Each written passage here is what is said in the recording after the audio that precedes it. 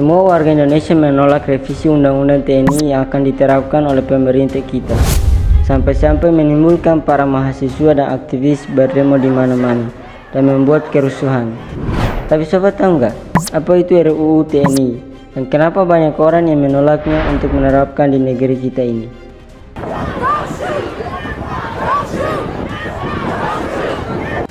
Cerita bermula ketika para DPR mengadakan pertemuan di hotel pada tanggal 20 Maret tahun ini dengan pintu yang tertutup dan tidak mengizinkan jurnalis dan aktivis untuk masuk. Di rapat itu mereka berbicara tentang Undang-Undang TNI yang akan diterapkan di negeri kita.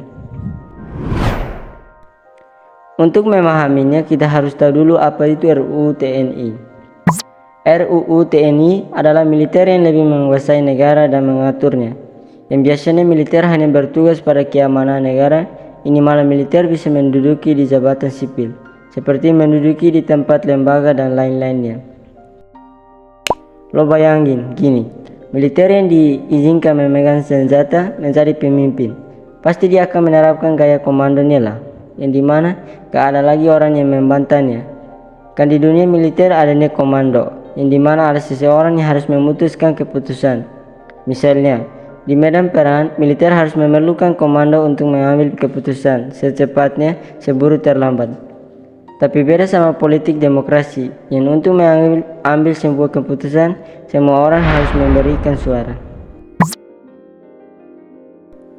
Makanya, para mahasiswa dan aktivis berdemo di mana-mana untuk memantulkan RUU TNI ini. Karena warga negara Indonesia gak mau lagi ada kejadian yang pernah terjadi di negeri ini berulang kembali. Pada awalnya RUU TNI ini disebutkan di fungsi ABRI atau Orde Baru. Orde Baru ini terjadi pada tahun 1965 pada masa Presiden Soeharto, yang dimana TNI yang lebih luas menguasai negara. Mereka berpartisipasi dalam bidang politik, ideologi, budaya, sosial, serta ekonomi. Lo bayangin, kalau TNI berpartisipasi dalam semua bidang ini, maka aktivitas mereka pasti berjalan dengan lancar lah. Kalau mereka melakukan bisnis ini, pasti juga akan sangat lancar. Karena mereka menerapkan gaya komando, yang dimana gak ada orang yang berani membantah idenya. Semua orang harus tunduk pada pemerintahannya. Kalau ada seseorang yang melanggar, akan dibunuh.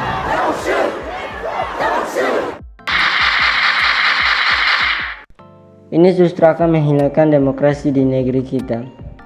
Dan karena itulah semua orang berdemo untuk mengubahnya. Dan pada akhirnya Orde Baru ini hilang pada tahun 1982.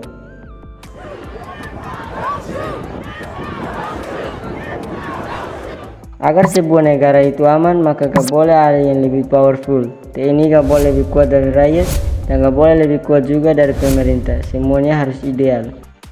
Makanya pada tahun 2004 pemerintah membuat Undang-Undang Nomor 34 2004 yang dimana militer tidak mempunyai kuasa pada dunia sipil atau pemerintah.